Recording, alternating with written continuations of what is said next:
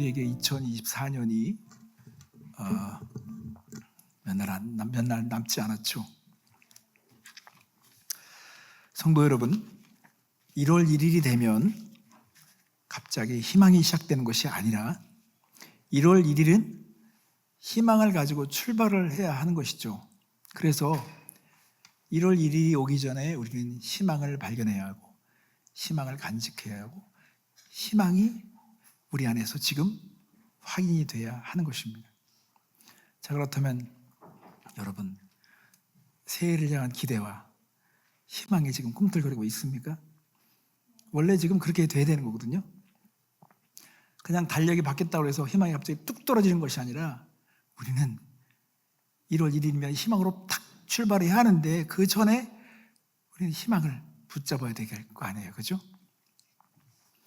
희망은 변함이 없는 것, 견고한 것, 거기에 우리 기초를 두어야 하는 것입니다. 그래서 오늘 저는 여러분에게 다시 한번 하나님의 말씀으로 권면하며 도전을 하고 싶습니다. 왜냐하면 우리가 새해가 되면 항상 첫 번째로 계획을 설계하는 것들이 성경 읽기에 대한 거거든요. 성경 통독, 성경 일독 이런 부분에 대해서 우리가 마음에 작정을 하지만 많은 사람들이 끝까지 경주를 마치지 못하거나 중도에 포기하는 경우가 많습니다.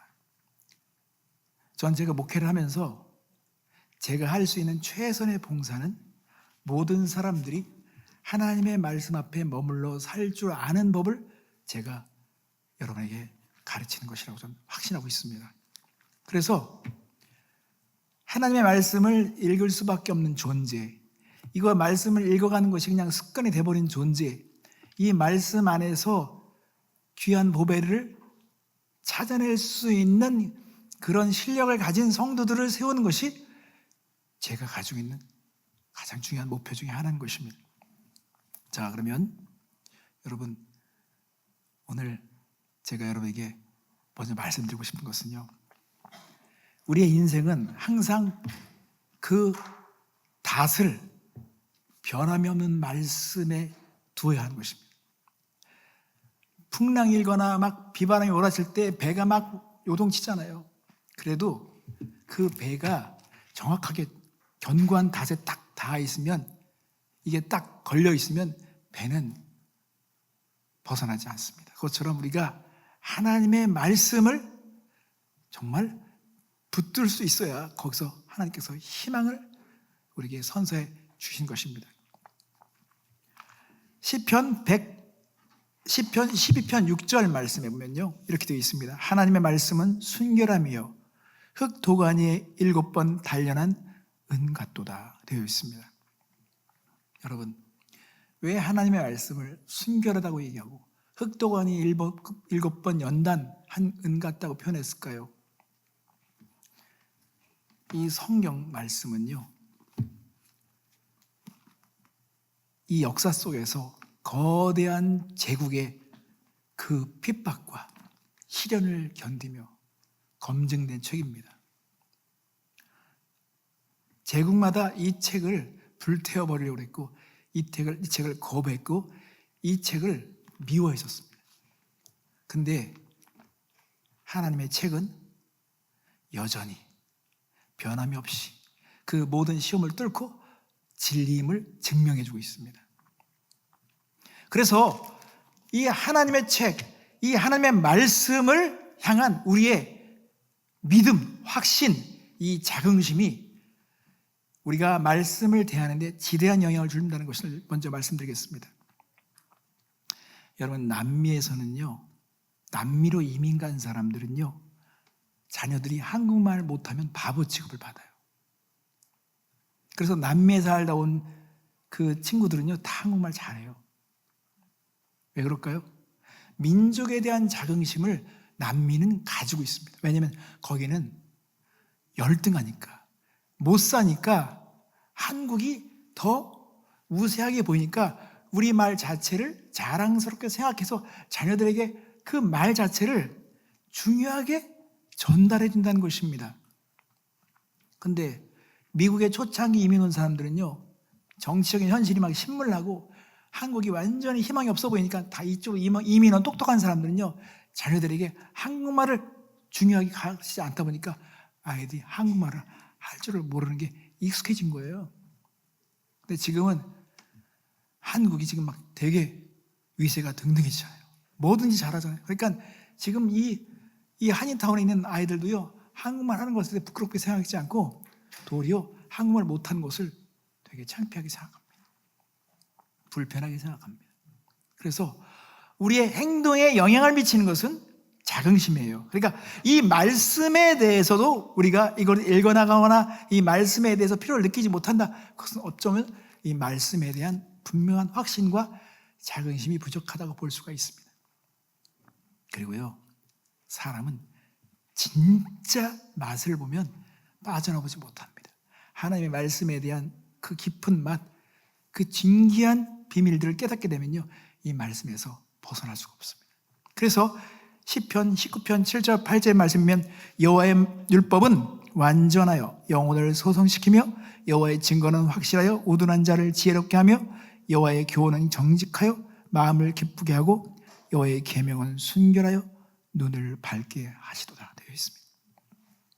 그래서 여러분, 하나님의 말씀을 다각도로 다양한 관점에서 지금 얘기해 준 거예요. 하나님의 말씀은 우리 영혼을 소생시킨다. 그 증거가 확실하기 때문에 우두는 자를 지혜롭게 한다.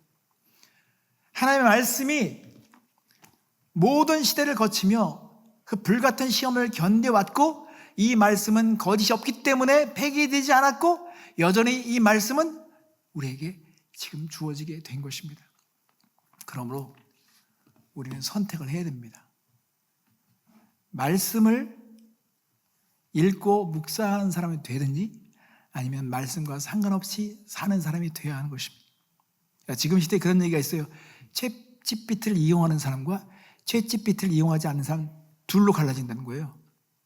제가 제 니스가 생일날 아침에 제가 한번 호기심에서 챗GPT로 이용해가지고 인공지능을 이용해가지고요, 노래를 만들어서 생일 노래를 가지고 대충 가사 주고선 만들어봐 딱 했더니 그냥 1분 만에 노래가 쫙 만들었어. 그래서 아침에 제가 그 만들어가지고 카톡으로 다 하인한테 보냈어요. 거기서 막 하연아 생일 축하합니다. 그러니까 놀래.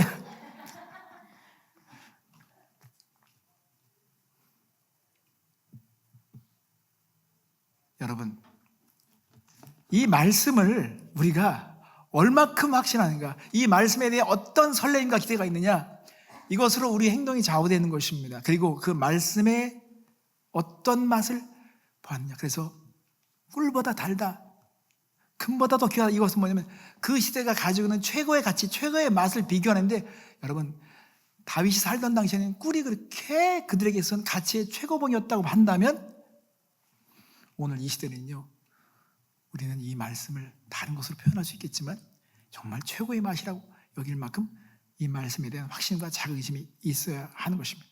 자, 그러면 하나님께서는 이 성경 말씀을 어떻게 설계해 놓으셨는가? 여러분, 이 말씀을 어떻게 관계하느냐에 따라서 축복을 누리고 경험할 수 있도록 설계해 놓으셨다는 것입니다. 오늘 우리가 읽었지만 1장 요한계시록 1장 3절에 이 예언의 말씀을 읽는 자와 듣는 자와 그 가운데 기록한 것을 지키는 자는 복이 있나니 때가 가까움이라. 그래서 오늘 여러분, 하나님께서 설계하신 이 복에 대해서 하나하나 살펴보도록 하겠습니다. 먼저 읽는 자의 복에 대해서 보도록 하겠습니다. 이 예언의 말씀을 읽는 자라고 했습니다. 성도 여러분, 우리가 이 말씀을 읽는 것이 어떻게 해서 복이 될까요? 근데 킹 제임스 버전에 보면 이 말씀을 읽을 때 loud, 크게 읽는 것에 대해서 부가적으로 설명하고 있습니다. 킹 제임스 버전이 원어에 가까운 버전이기도 하지만, 그리고 원어에 가까이 충실한 버전들을 보면 loud, 크게 읽으라는 거예요. 왜 크게 읽는 것이 복이 있을까요? 왜냐하면 우리가 성경을 읽을 때요, 성경을 읽지만 수많은 경우에 자기의 생각이 가미됩니다. 자기의 관점들이 막 들어오기 시작합니다. 자기의 생각들이 막 간섭하기 시작합니다. 그래서 이 생각들을 밀어내야 돼요. 밀어내기 위해서라도 크게 읽어서 선포하듯이 읽어야 되는 거예요. 자, 자기 생각이 가미되잖아요. 그러면 읽을 때 심령이 가난한 자는 복이 있나 이런 말씀 막 잘 들어와. 그러나 경건하게 살고자 하는 자는 고난이 있을 것이다. 그러면 이 말씀을 자꾸 밀어내려고 그래요. 이런 말씀은 안 들어오는 거예요. 참아 기다려라, 용서라 이런 말씀을 막 그냥 밀어내. 내 말씀이 아니야. 그런데 막 복이 있다, 응답된다, 구하라 그럼 막 그 말씀이 막 들어와. 그러면 그것은요 우리가 편식하는 거예요. 읽는 자가 복이 있다. 그러면 우리가 이 읽을 때 우리가 정말 이 말씀을 하나하나 가감없이 그 문자 하나하나가 하나의 말씀인 것을 확신하며 읽어야 돼요. 그래서 베드로전서 1장 21절 말씀이면 예언은 언제든지 사람의 뜻으로 낸 것이 아니오 오직 성령의 감동하심 받은 사람들이 하나님께 받아 말한 것임이라. 그러므로 우리가 이 말씀을 대할 때 사람의 말이 아니기 때문에 하나님의 말씀이기 때문에 하나님의 말씀으로 받으려면 내가 이것을 골라서 선택해서 읽어서는 안 되는 것입니다. 다 우리에게 필요하기 때문에 주신 말씀이라는 확신 가운데 이것을 읽기 시작해야 하는 것입니다. 토시 하나 마치 보물을 찾듯이 나에게 유언을 남기셨듯이 만약에 여러분 유언장에 내 이름으로 된 유언이 나왔다 그러면 여러분 그것을 소홀히 하겠습니까? 그것처럼 하나님은요 저와 여러분들을 위해서 편지를 주신 것입니다. 하나님의 생각을 우리에게 나눠주신 것입니다. 그러므로 우리가 이 말씀을 읽을 때는요 정말 믿음으로 받듯이 읽어야만이 이 말씀이 우리에게 복이 되는 것입니다. 선별적으로 우리가 원하는 것만 읽는다 그러면 그것은요 우리에게 복이 되는 것이 아니라 독이 될 수가 있습니다. 그래서 디모데후서 3장 15절 말씀이면 또 어려서부터 성경을 알았나니 성경은 능히 너로 하여금 그리스도 예수 안에 있는 믿음으로 말미암아 구원에 이르는 지혜가 있게 하느니라 그랬습니다. 그러니까 성경에 주는 탁월한 축복 중에 하나가 바로 구원에 이르는 지혜를 갖게 한다는 것입니다. 아니 천국 가면 되는 것이라고 말하죠. 그렇지만 여러분 성경을 깊이 있게 관찰하고 읽어온 사람들과 깨달은 사람들은요 구원에는 여러 가지 다각적인 수준과 차원이 있다는 것을 말씀드리고 싶습니다. 여러분 구원은요 우리가 신분에 대한 구원이 있지만 신분에 대한 구원, 성장의 성숙에 대한 구원, 수준에 대한 구원이 그러니까 이거를 기본 구원과 건설 구원을 나누는데 이걸 성화라고 말하잖아요. 그런데 이 구원을 우리가 이루어가야 된다고 사도 바울이 말하잖아요. 아니 구원 받으면 되지 구원을 왜 이루어가죠? 여러분 구원에는요 여러 가지 측면이 있는 것입니다. 그래서 구원에 이르는 그 지혜에 대해서 말하는데 그냥 단지 예수 믿으면 구원받는다 이것만 있으면 되는 거라고 생각하는데 그렇지 않아요. 우리의 인생은요 구조 자체가 되게 복잡하게 설계되어 있습니다. 그래서 우리가 성경을 대할 때 이 성경을 인생의 교과서로 대해야 됩니다. 저는 연말에 수능 시험 본 학생들이 항상 수석 졸업하는 학생이 하는 얘기 있죠. 교과서에 충실했습니다. 교과서에 충실했습니다. 저는 믿어요. 그냥 하는 얘기 하나요. 왜냐하면 교과서를 만들 때요 교과서를 만드는 사람들이 얘들 이번에 학력고사 골탕 먹이자고 그런 의도로 교과서를 만든 것이 아니라 기본적으로 이거는 반드시 알아야 된다. 이것은 무조건 알아야 된다는 것을 집대성해가지고 그거를 한 권의 책으로 만든 게 교과서잖아요. 그러니까 가장 중요한 내용들이 다 들어있는 거예요. 그것처럼 하나님은 인생에 있어서 정말 절대적으로 필요한 것들을 여기에 다 설계해 놓으셨다는 것입니다. 그래서 천국에 대해서 지옥에 대해서 심판에 대해서 사단에 대해서 죄에 대해서 교만에 대해서 겸손에 대해서 인내에 대해서 기다림에 대해서 이런 모든 인생에서 균형 잡히고 온전케 하시는 모든 말씀들을 다 여기에 설계해 놓으신 것입니다. 그래서 우리가 이것을 정말 흡입하듯이 읽기 시작하면 우리는 은연중에 지혜로운 자가 되게 돼 있고 우리는 그렇게 지혜로 물들여져 되는 것입니다. 그래서요, 시편 119편 99절부터 100절 말씀이면 내가 주의 증거들을 늘 읊조림으로 나의 명철함이 나의 모든 스승보다 나으며 주의 법도들을 지킴으로 나의 명철함이 노인보다 나으니이다 그랬습니다. 자, 제가 가끔 저희 집에 대한 얘기를 하는데요, 우리 제임스가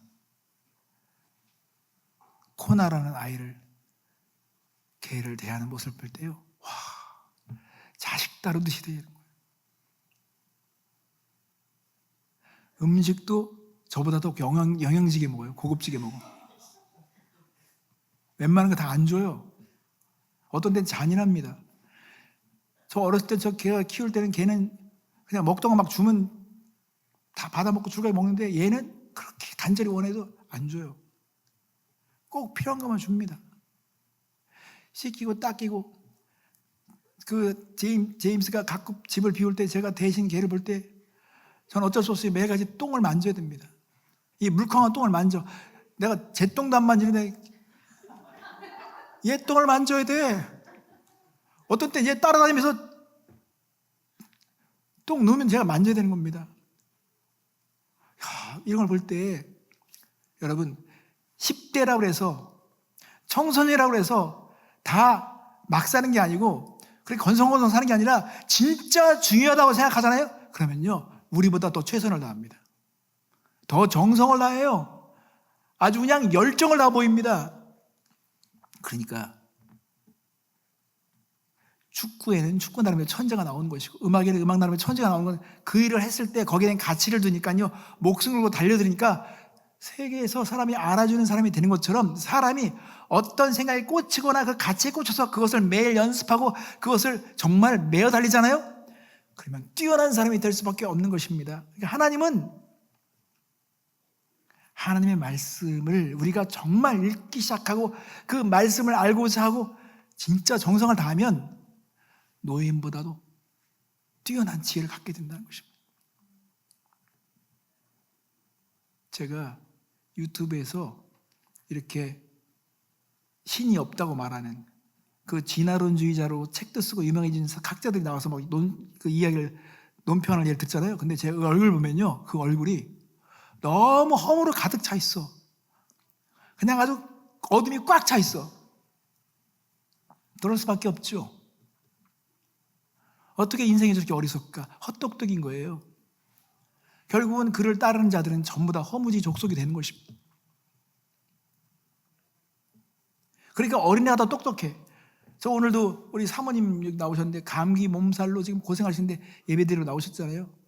전 제가 와, 믿음에 대한 것이 무엇인가. 제 안강희 선생님이 저한테 어렸을 때 그랬어요. 학생들 때, 야, 제가 신학한다고 그랬을 때 그랬어요. 도전하신 거예요. 가장 위대한 신학자는 권사님들이야. 비가 오나 눈이 오나 하나님이 계신 걸 믿고 예배드리러 가잖아. 근데 똑똑하다고 신학자들은 요래 빼고 요래 뺀질 그래서 예배관도 막 이상해지고 그런 걸 볼 때 진정한 신학자들은 권사님들이라고. 맞죠? 하나님을 믿는 거잖아. 신학자는 하나님을 믿는 거잖아. 우리 사모님은 진짜 어려운 상황이지만 목숨으로 나오신 거잖아요.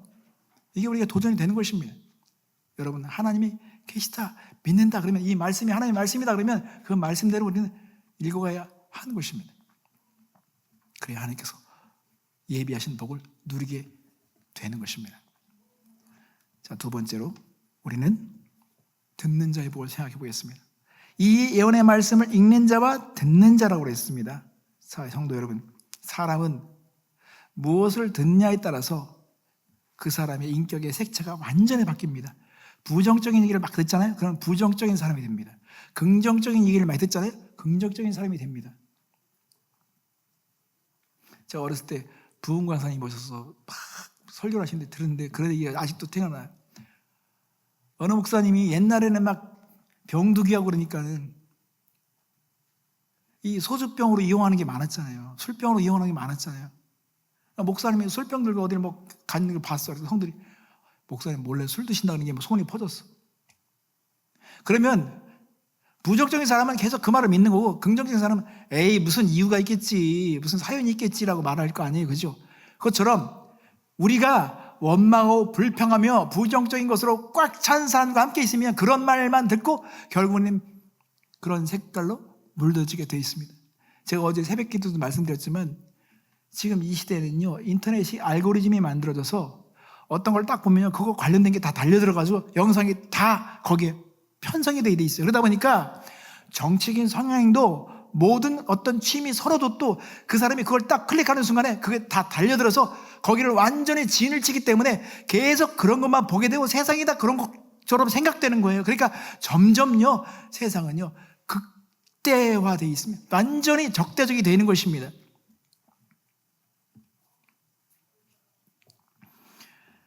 그래서 여러분, 로마서 10장 17절에 보면 그러므로 믿음은 들음에서 나며 들음은 그리스도의 말씀으로 말미암느니라 그랬습니다. 우리가 하나님의 말씀을 자꾸 듣다면요, 믿음이 생깁니다. 근데 여기서 한 가지 주의할 게 있습니다. 여러분, 우리가 들어도 장애가 되는 부분이 있어요. 저는 이 부분을 여러분께 꼭 말씀드리고 있습니다. 예수님은 씨 뿌리는 비유를 하셨을 때, 이 말씀을 뿌릴 때 거기서 가장 예수님이 관심을 갖고 있었던 상태가 있어요. 그게 돌짝밭도 아니에요, 바위도 아니에요, 길가도 아닙니다. 주님이 가장 근심이 되는 사람의 마음의 상태는 가시떨기입니다. 이 가시떨기가 교회 안에 가득 차 있습니다. 이것을 저는 여러분에게 말씀드립니다. 이 가시떨기 때문에 우리가 말씀을 제대로 듣지 못하는 것입니다. 자, 마태복음 13장 22절이면 가시떨기에 뿌려졌다는 것은 말씀을 들으나 세상의 염려와 재물의 유혹에 말씀에 막혀 결실하지 못하는 자요라고 그랬습니다.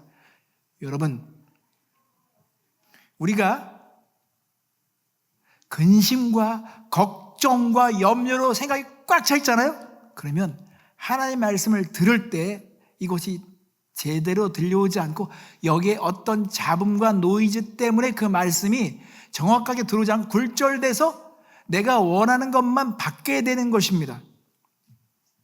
소그룹 모임도 보면 여러분 아시잖아요. 소그룹 모임 나누잖아요. 그러면 오늘 분명히 이 말씀을 들었는데 딴 얘기가 나오는 거예요. 이상한 얘기를 하게 되는 것입니다. 왜 그럴까요? 우리는 염려로 받은 것입니다. 근심으로 받은 것입니다. 걱정하며 그걸 들은 것입니다. 그러니까 그 염려와 근심과 걱정이 말씀을 딱 이걸 붙잡아가지고요, 질식시켜버려서 말씀을 죽여버려서 생명을 막 그렇게 억제시킴으로 그 말씀이 우리 안에 그대로 들어오지 않는 것입니다. 그렇기 때문에 우리는요, 말씀을 대할 때 정말 정신을 차려야 합니다. 그래서 이렇게 설교 제목이 나오잖아요. 그럼 설교 제목이 나오면 여러분 그 설교 제목을 가지고 질문을 만들고 들어야 됩니다. 질문을 먼저 하고 들어야 됩니다. 제가 오늘 뭐라고 했어요? 축복으로 설계된 책이라고 그랬잖아요. 그러면 어떤 축복으로 설계됐을까? 이렇게 질문하고 들어야 되는 거예요. 그러면 그 말씀을 들을 때 많이 벗어나지 않게 돼요. 근데 이렇게 질문 없이 듣게 되면 내가 정말 알고자 하는 마음을 가지고 듣지 않으면 우리는 핵심이 다른 데가 있어요. 제가 전에도 얘기했지만 제가 신학생 초기 때 저희 이제 예수 믿는 가정들이니까 모여서 구정 때 모여서 예배드려요. 1년에 한 2번 정도 전체가 모여, 막 작은 떼가 다 모여. 그런데 항상 제가 이제 신학생에서 설교를 했어. 열심히 설교하다 보면 무슨 비유를 하잖아요. 요즘에 맥도날드 예전에 그러면요, 갑자기 작은 어머님이 갑자기 종원아, 요즘에 맥도날드 얼마니? 물어보세요. 그럼 제가 빨리 대답해드리면 정말 맛있니? 그러면 갑자기 분위기가 한참 저쪽으로 가 있어.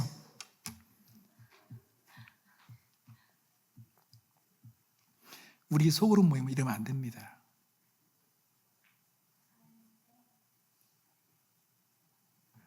여러분, 그리스도의 말씀이 풍성한 것은 뭐냐면요, 내가 오늘 깨달아진 것을 이렇게 깨달았는데 다른 사람은 어떻게 깨달았을까?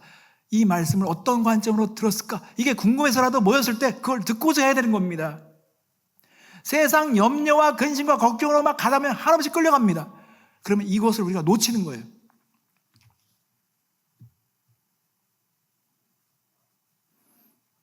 오늘도 우리 장년부 모임에서도 잠깐 얘기했지만 우리 소그룹 모임에 어떤 분은 그 요약을 너무 잘하신다는 거예요. 딱 요약을 잘해가지고 쫙 얘기해 주시는데 감탄스럽다는 거예요. 여러분, 진짜 사고에 훈련이 잘 된 사람은요, 신축성이 있어요. 신축성. 이 신축성이 있기 때문에요, 1시간 얘기할 것도요 10분에 말할 수 있어요. 10분에 말할 것도요 1분에 말할 수도 있습니다. 왜냐면요, 대부분 다 레퍼런스예요. 결국은 하고자 하는 말은 하나밖에 없는 거예요. 그 하나밖에 없는 이 말을 증명하기 위해서 계속 예를 드는 것이고, 거기에 대한 레퍼런스를 얘기하는 거잖아요.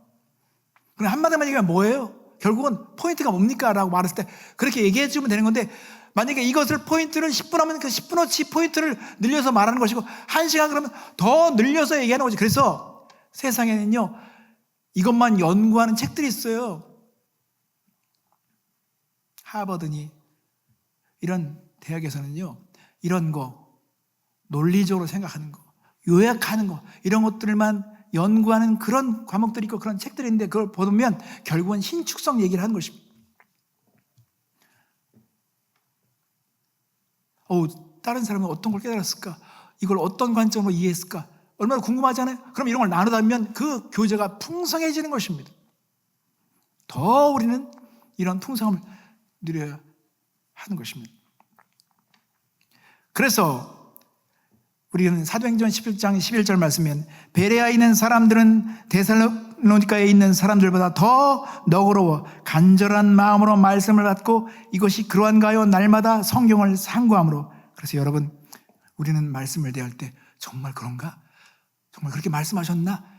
이걸 알고자 하는 간절한 마음으로, 너그러운 마음으로, 열린 마음으로 그걸 듣고자 해야 합니다. 성도 여러분, 하나님의 말씀에 대해서는 절대 강박한 마음을 갖지 마십시오. 좁은 생각을 갖지 마십시오. 이거는요, 정말 안타까운 것입니다. 다른 것에 대해서는 마음을 열어주지 않더라도 하나님의 말씀에 대해서는 강박한 마음을 갖지 마세요. 부드러운 마음을 가지세요. 그리고 이 말씀을 정말 알고자 달려들어야 하는 것입니다. 정말 그렇게 말씀하셨는가? 또 한 가지를 보겠습니다. 기록한 것을 지키는 자가 복이 있습니다. 이 예언의 말씀을 읽는 자와 듣는 자와 그 가운데 기록한 것을 지키는 자는 복이 있나니. 자, 하나님께서 우리에게 말씀을 주셨을 때 그 말씀은요, 다 우리를 축복하고 싶고 은혜를 주시기 원하고 우리에게 복을 경험하기 위해서 다 설계해 놓으신 것이기 때문에, 어떤 때는 우리에게 경고를 할 때가 있어요. 어떤 것은 하나님께서 그것을 금지할 때가 있고, 그렇지만 다 그것은 우리를 위한 것입니다. 그래서 시편 19편 11절을 말씀하면, 또 주의 종이 이것으로 경고를 받고 그것을 지킴으로 상이 크니이다 그랬습니다. 예수님은 하나님의 말씀을 어떻게 우리가 관계하느냐, 이 말씀을 들었을 때 마지막으로 우리가 어떻게 행동하느냐로 인해서 지혜로운 자와 어리석은 자를 구분하겠습니다. 산상수훈의 그 오묘한 말씀을 마무리하시면서 마지막에 예수님께서 경고하듯이 말씀하신 부분은 바로 이것입니다. 지키느냐 안 지키느냐. 마태복음 7장 24절 25절 말씀에, 그러므로 누구든지 나의 이 말을 듣고 행하는 자는 그 집을 반석에 지은 지혜로운 사람 같으니 비가 내리고 창수가 나고 바람이 불어 그 집에 부딪히되 무너지지 아니하나니 이는 주추를 반석에 놓은 까닭이요. 제가 좀 이렇게 말씀하다 보면요, 리얼한 부분이 있기 때문에 여러분들이 그걸 감안해서 들으시기 바랍니다. 제가 어느 모임에 가서 어느 목사님이 설교를 하는데, 목사님이 아침에 거울을 한번 보셨으면 되는데, 거울을 한번 보셔가지고 여기 코에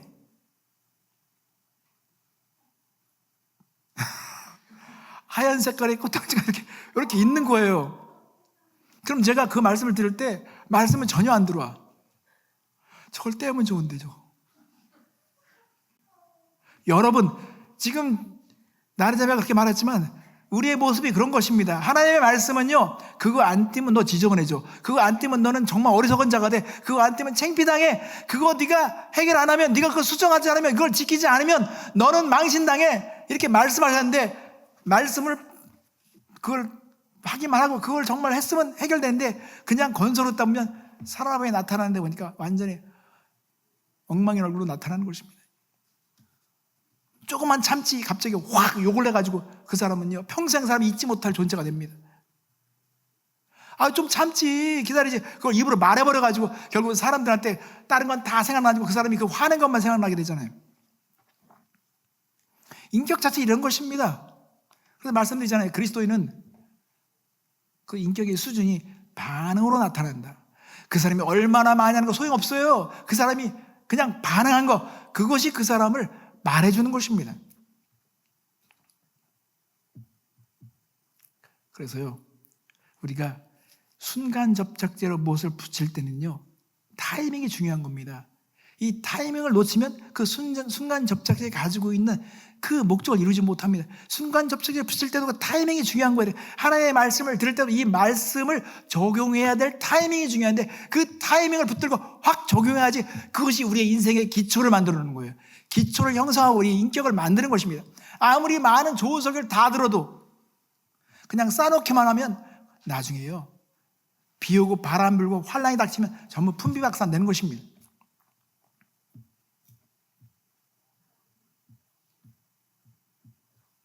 제가 목회하면서 정말 뼈저리게 깨닫는 게 이거예요.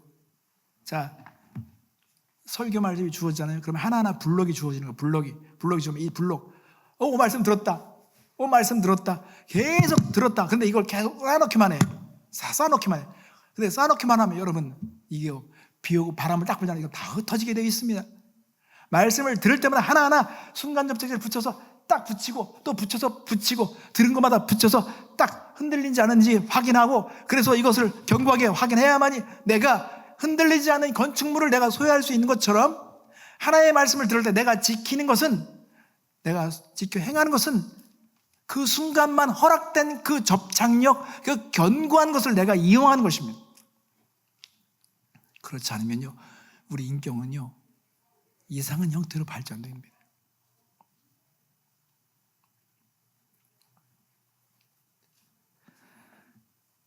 예수님께서 마태복음 7장 24, 25절에 그러므로 누구든지 나의 이 말을 듣고 행하는 자는 그 집을 반석 위에 지은 지혜로운 사람 같으리니 비가 내리고 창수가 나고 바람이 불어 그 집에 부딪히되 무너지지 아니하나니 이는 주초를 반석 위에 놓은 까닭이요.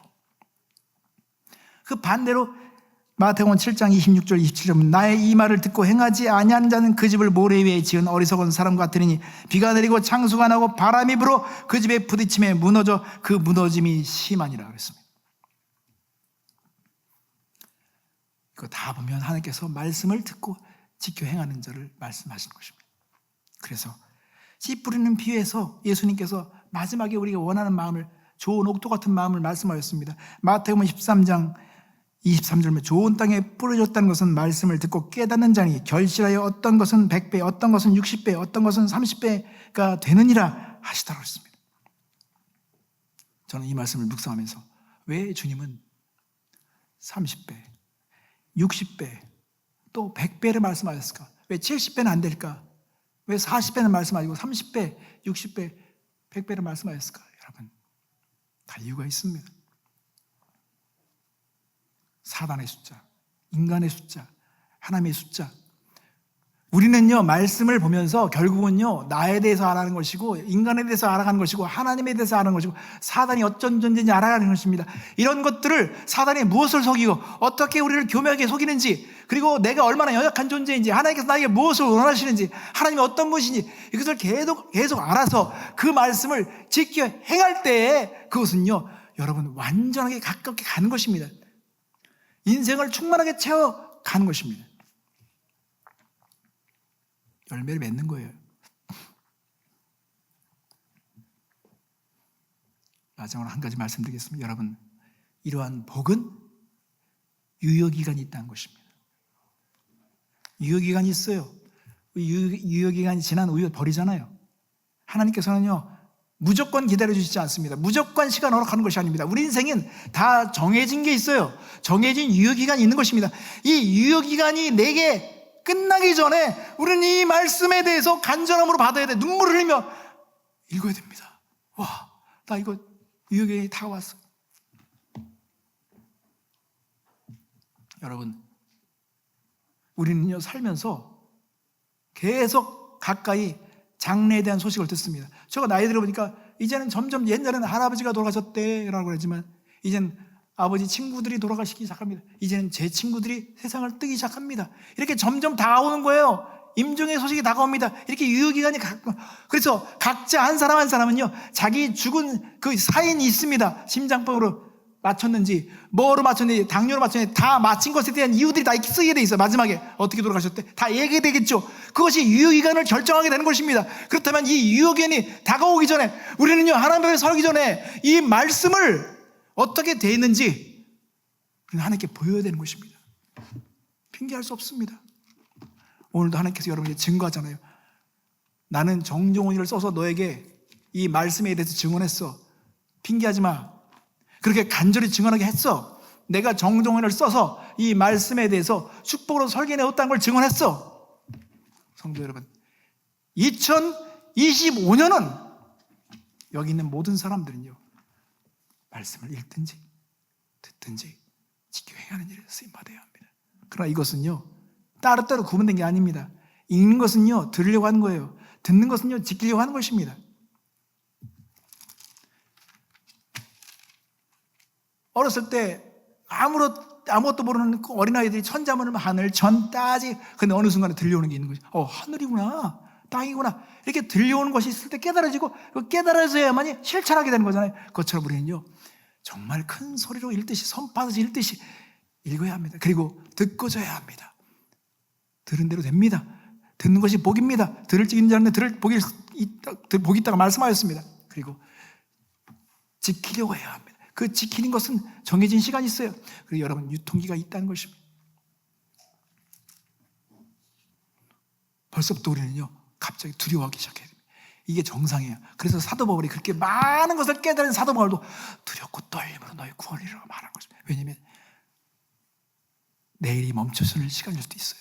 내일 내 인생이 멈출 수 있습니다. 그렇다면 우리는요 내가 그동안 읽은 거 가지고 주님 앞에 갈 겁니다. 안 됩니다. 여러분 손에서 놓으면 안 돼요. 시간 핑계 댈 수 없습니다. 다 사람들은 이 닦는 시간은 다 확보합니다. 밥 먹는 시간은 다 확보합니다. 커피 마시는 시간은 다 확보합니다.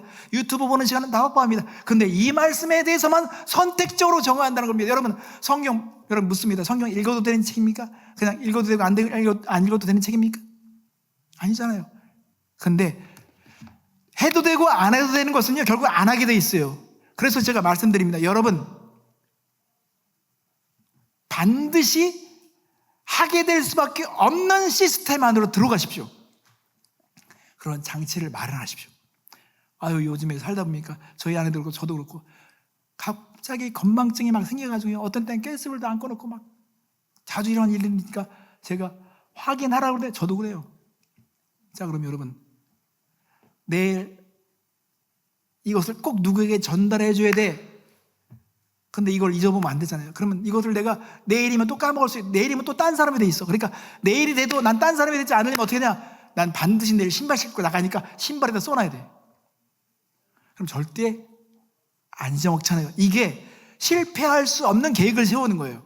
근데 사람들은 막연하게 실패할 계획을 세워요. 항상 해마다 그래요. 연초가 되면 읽을 거야, 읽겠습니다. 안 되죠.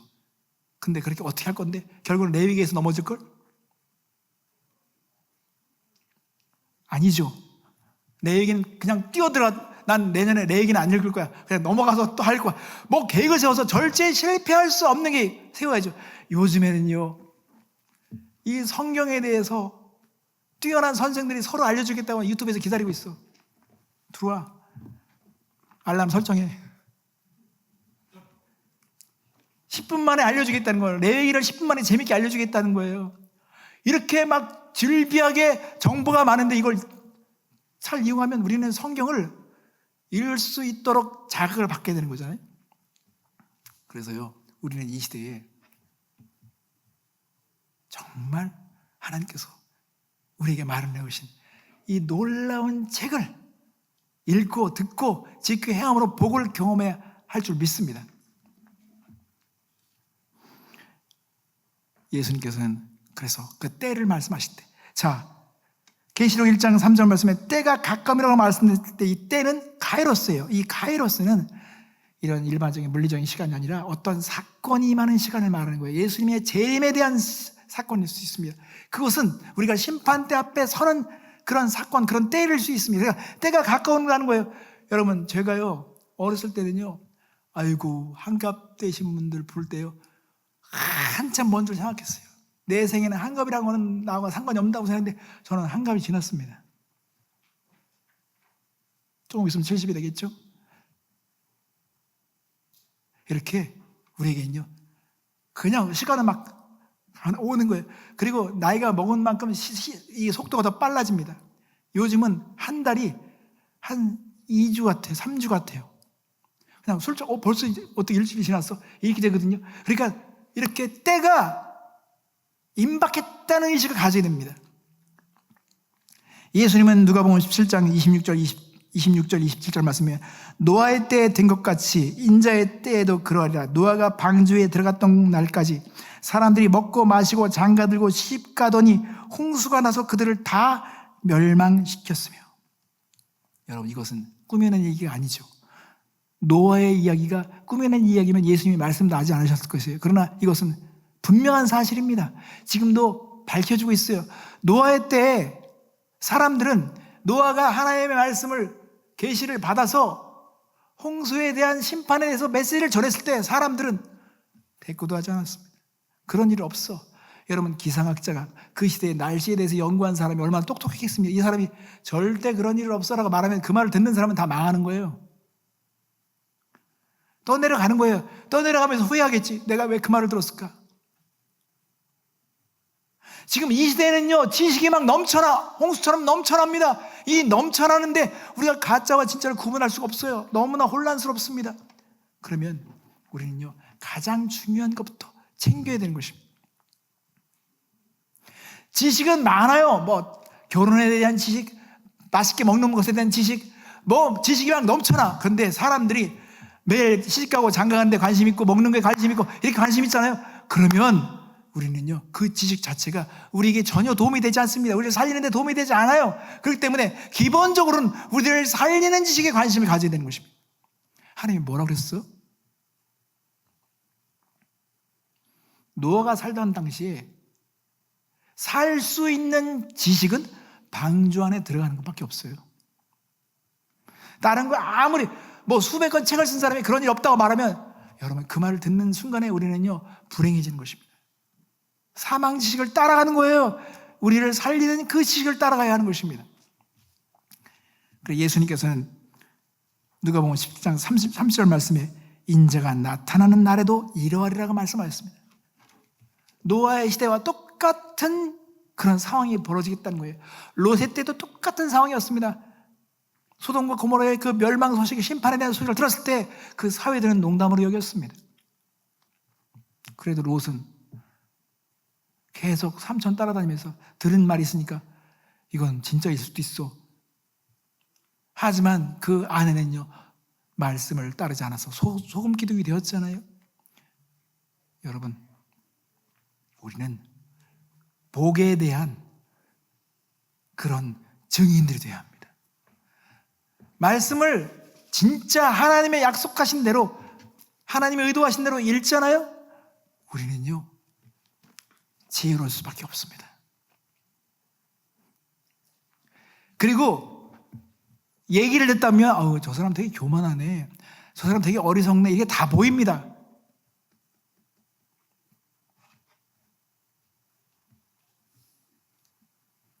그래서 여러분, 오늘 우리가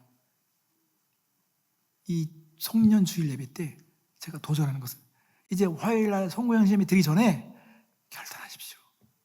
말씀에 대해서 새로운 계획을 세우십시오. 실패할 수 없는 계획을 세우십시오. 그래, 맞아, 내가 말씀에 대해서 본이 되자, 자녀들에게 본이 되자, 말씀의 얼굴을 처박는 이런 본이 되자. 그래서 가끔마다 자녀들이 엄마 뭐가 이렇게 좋아서 이렇게 말씀을 그렇게 읽어라고 하는 말이 나올 때까지 그렇게 해야 되는 거예요. 그렇게 말씀 앞에서 막 눈물 나와야 돼요. 저는 제가 그 안강희 선생님하고 같이 잤던, 학생 때 잤던 일이 있어요. 자는데 갑자기 안경 선생님이 막 저를 깨우는 거예요. 자는데 막 종원아 일어나 봐. 그런데 갑자기 말씀 펴더니 눈물 흘리면서 이거 맞지 않냐 그러는데 난 졸려 죽겠는데. 근데 그 모습과 장면은 아직도 기억나는 겁니다. 그래 맞아. 제가 송웅영 신입에도 말씀드리겠지만 이 시대의 불행은요, 이 말씀이 교과서가 아니라 참고서가 되고 있다는 거예요. 사람들이 참고서는 그냥 참고하는 거예요. 여러분, 이것이 여러분에게 인생의 교과서가 되어야 합니다. 하나님이 설계하신 것을 믿기 시작해야 합니다. 그리고 우리가 이 말씀에 대해서 정말 달려들어야 돼요. 그러면 복이 굴러 들어올 것입니다. 그 존재의 복을부터 누리게 될 것입니다. 여러분, 하나님의 축복을 누리시며 또 희망을 가지고 새해를 맞이하시기 바랍니다. 함께 기도하겠습니다.